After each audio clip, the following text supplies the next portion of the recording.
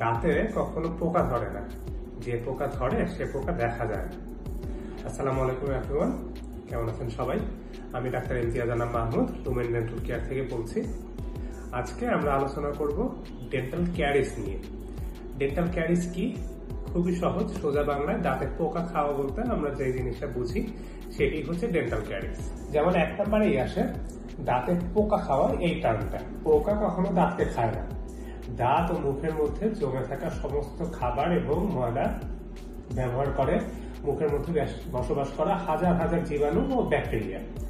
এই ব্যাকটেরিয়াগুলো খাবারের চিনিকে ব্যবহার করে অ্যাসিড তৈরি করে এবং সেই অ্যাসিড দাঁতের লেয়ারগুলোকে আস্তে আস্তে গলিয়ে ফেলতে থাকে। এই পচে যাওয়া গলে যাওয়া দাঁতের লেয়ারটা ডিসকালার হয়ে যায়, কালো দেখায়। এটিকেই আমরা দাঁতের পোকা খাওয়া হিসেবে চিনি, যার আসল নাম হচ্ছে ডেন্টাল ক্যারিস। এটি খুবই কমন একটা সমস্যা আমাদের দেশে। প্রায় 80% মানুষের মধ্যে কোনো না কোনো দাঁতে পোকা খাওয়া বা ডেন্টাল ক্যারিস আছে। এত কমন হওয়ার পরও এই বিষয়টা নিয়ে অনেক কিছু জানা আছে, অনেক কিছু অনেকের অজানা আছে, অনেকের বিভিন্ন রকম ভুল ধারণা আছে। সেসব নিয়ে আমি আজকে বিস্তারিত আলোচনা করার চেষ্টা করব। এখন আসি, ক্যারিস হলে আপনার কি কি সমস্যা হতে পারে। ক্যারিস হলে দাঁতের অনেক সমস্যা হয়, যেমন দাঁতটা ক্ষয়ে যেহেতু যায়, সেহেতু এই দাঁতটা দুর্বল হয়ে যায়, একটু চাপ পড়লেই দাঁতটা ভেঙে যেতে পারে। অনেক সময় এই গর্তের মধ্যে খাবার জমে থাকে, ফলে মুখে প্রচন্ড দুর্গন্ধ হয়, দাঁত শিরশির করে, ক্যারিস যখন অনেক বেশি ডিপ হয়ে যায় তখন প্রচন্ড ব্যথাও করে। আবার যদি অনেকদিন ধরে এই ক্যারিস ডেভেলপ করে দেন, তখন আস্তে আস্তে সেটা ইনফেকশনের রূপ নেয়। আরো বেশি দেরি করলে এই ইনফেকশন ছড়িয়ে গিয়ে আরো মারাত্মক সমস্যা তৈরি করতে পারে।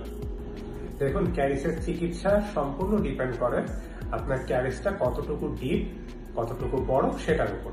আসুন একটা ছবি দেখে আপনাকে বোঝাই। আমাদের দাঁতে 3টা লেয়ার থাকে। এই যে দেখতে পাচ্ছেন, উপরের যে সাদা লেয়ারটা দেখতে পাচ্ছেন, এটা হচ্ছে দাঁতের এনামেল। আমাদের দাঁতের বাইরে থেকে যে আমরা সাদা অংশটুকু দেখি সেটি হচ্ছে এনামেল।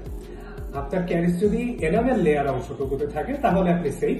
ছোট্ট একটা ফিলিং এর মাধ্যমে আপনি ক্যারিসের সমাধান করে নিতে পারবেন। ক্যারিস যখন এই হলুদ অংশে পৌঁছায়, এই হলুদ অংশটার নাম হচ্ছে ডেন্টিন। ক্যারিস এই অংশটাতে পৌঁছালে সাধারণত দাঁত শিরশির করা শুরু করে। অনেক সময় বেশি ডিপ হলে দাঁত ব্যথাও করতে পারে। ইউজুয়ালি এই অংশটা পর্যন্ত যদি ক্যারিস পৌঁছে যায়, ফিলিং এর মাধ্যমে সমাধান করে নেওয়া সম্ভব। কিছু কিছু ক্ষেত্রে ক্যারিস এই লেভেলে থাকলেও ফিলিং বসালে সেক্ষেত্রে ব্যথা করতে পারে। সেই ক্ষেত্রে আমরা সাজেস্ট করি রুট ক্যানাল ট্রিটমেন্টে চলে যাওয়ার জন্য। মাঝখানের এই যে অংশটা দেখছেন, এটা হচ্ছে দাঁতের পাল্প।